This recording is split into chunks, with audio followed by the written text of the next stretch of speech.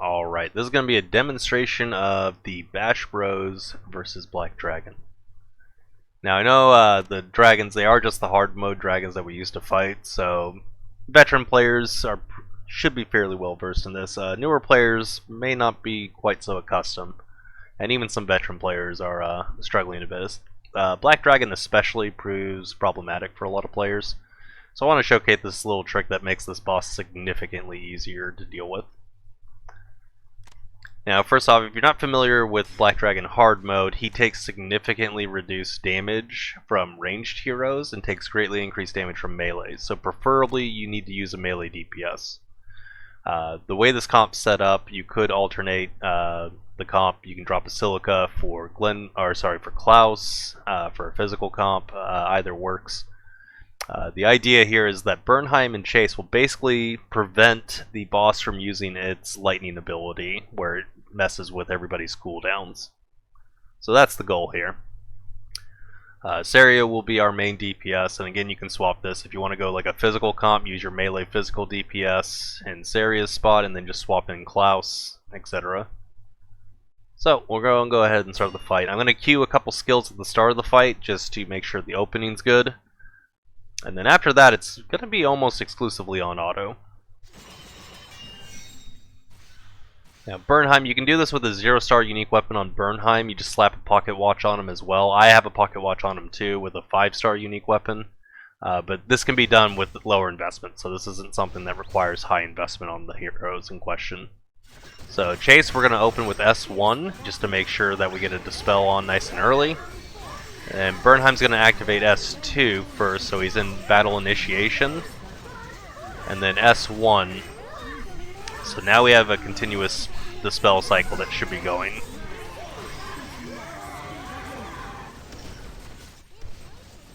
So the idea of this is that between Bernheim and Chase, the boss, you can see the lightning stacks as this little blue icon. It's never really stacking up. Just getting dispelled over and over again.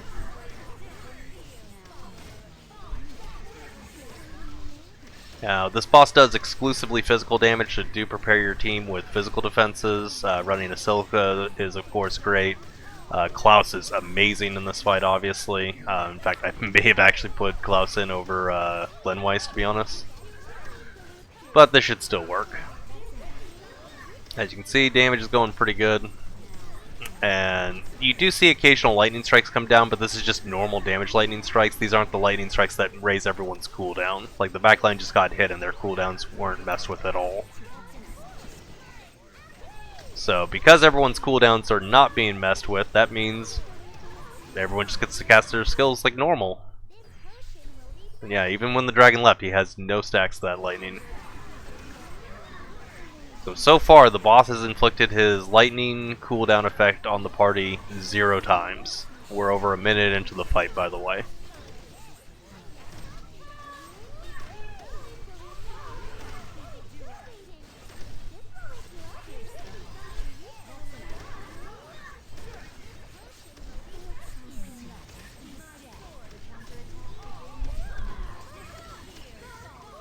Alright, Chase is kind of messing around with some dragons down there. Oh, yep, now we're getting lightninged.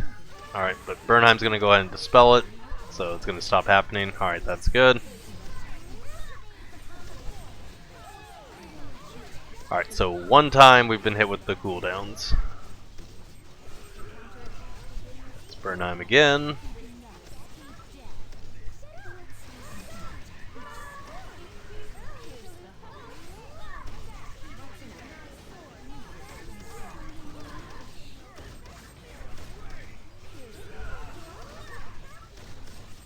And haven't seen the cooldown lightning since, so there was one instance of it, but that's fairly manageable. If it gets off once, you know, you can be fine from that.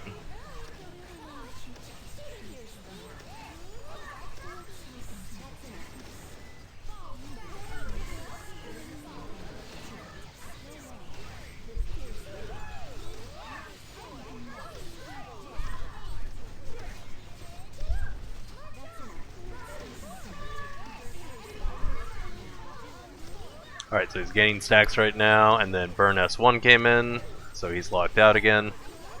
And then Chase is going to lock him again.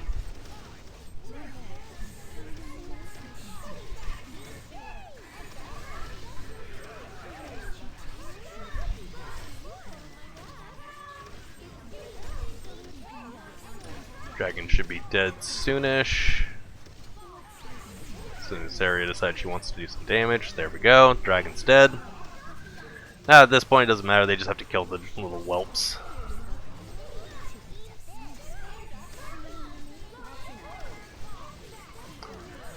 So we're looking about a 3-minute kill, which is a pretty good pace to be honest.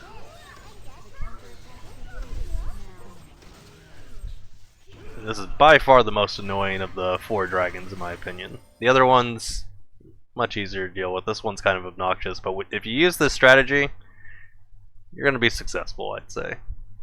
So in the whole 3 minutes, only one time did the lightning come down and mess with our party's cooldowns.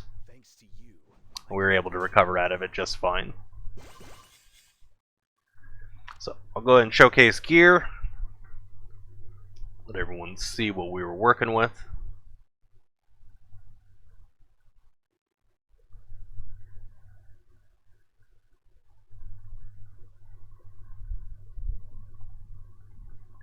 So this game wants to load. Come on.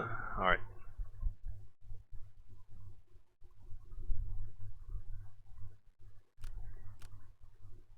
So again, look at the team directly. Alright, so Bernheim. Again, this is an invested Bernheim, but you don't need this kind of investment. You just need a 0-star unique weapon. It'll give a 1-second cooldown on his S2 every 10 seconds, and it's doubled to 2 seconds as long as he's in battle initiation, which you can generally maintain. Between his unique weapon and a pocket watch, you have 3 seconds, like even just a 0-star pocket watch, you're looking at 3 seconds cooldown. Every 10 seconds you get 3 seconds off. So then he's basically casting this about every 12 seconds, and it's an 8-second duration as long as he's in battle initiation. Battle initiation's 22 seconds, reduced by 3, so it's only 19, so there's only a slight downtime, so sometimes you might cast the S1 without it, but if you have like just a couple stars in the unique weapon or a couple stars in the pocket watch, then this is basically 100% uptime. So then you're guaranteeing that his S1 will be up all the time for 8 seconds. If you want to manual it, you can just alternate between Bernheim's S1 and Chase's S1, and basically the dragon will never get the lightning skill off. For Chase, no unique weapons, so like again, no investment here. I just tanked him up, just put a physical tank set, my Manticore physical tank set to be specific, just to make sure he didn't die, and just a little 2-star pocket watch just to help with uptime. His Dispel is on a 12-second cooldown, so that pocket watch basically guarantees it's every 10 seconds.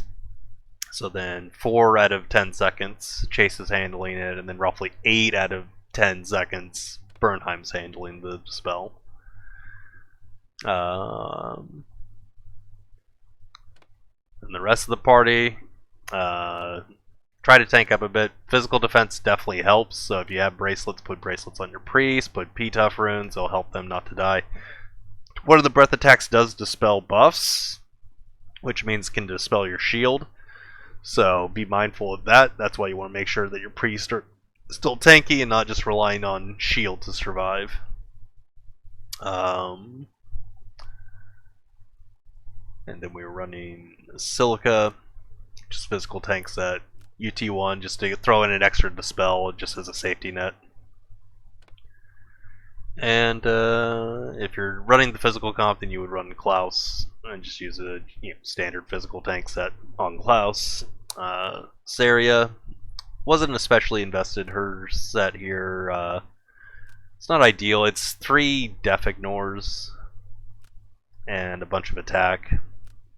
The earring has a crit, and it's increased damage dealt to enemies by 25%. The crit chance obviously isn't useful on Saria, but this piece is usually I use on Rebel Klaus, so I haven't reforged it or gotten a replacement, so this is just kind of what I'm using, just jank. But it's just showcases, so if you have a DPS that's better equipped than this, you're going to blow this boss up. So Alright, well, that's my secret tech for Black Dragon. So if you've been struggling with this boss, you want to make sure to get it down so you get that extra rune, legendary rune, which, let's see what we got. Come on, attack. That's not attack. That's untough, but it's still nice. Alright. But yeah, just want to showcase that so that way players who are struggling with the Black Dragon will be able to take it down, and then if the Black Dragon was the only thing barring you from fighting Apocalypsion, if you were struggling with that, now you can have an option to take down Black Dragon. You can go try out Apocalypsion. Alright, thanks for joining. Take care.